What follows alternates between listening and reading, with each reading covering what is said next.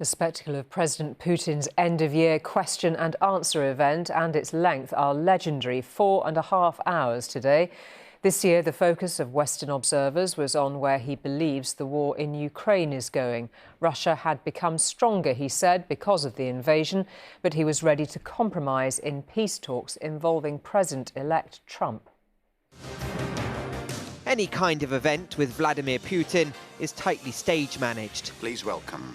But within this mammoth 4.5-hour live broadcast, there were glimpses behind the curtain of propaganda.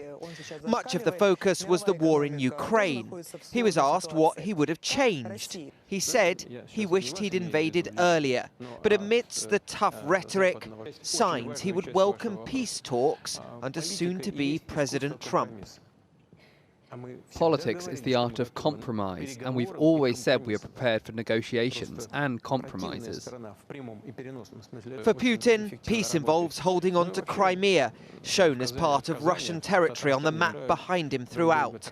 He promised no preconditions to negotiations, except the significant precondition that he won't talk to President Zelensky, who he considers illegitimate. He proposed a bizarre challenge to the West to highlight the potency of Russia's new Oreshnik missiles used recently against Ukraine. The high-tech fighting duel of the 21st century. They can designate a target, say in Kiev. They can concentrate all of their air defense and anti-missile defense there, and we will strike it with Oreshnik, and we'll see what's going to happen. President Zelensky is using threats like that to urge Trump to side with him. I think he's crazy. He loves to kill. That's very dangerous for everybody. But at the Russian news conference, the focus of the blame for a failure of peace in Ukraine fell on a certain British politician.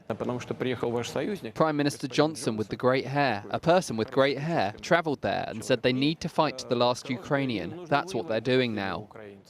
Despite the dig at Boris Johnson, Putin suggested he'd like closer ties with Britain, particularly economic. He admitted Russia is suffering from inflation.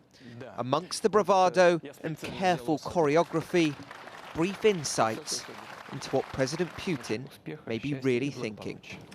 Sam Holder, News at 10.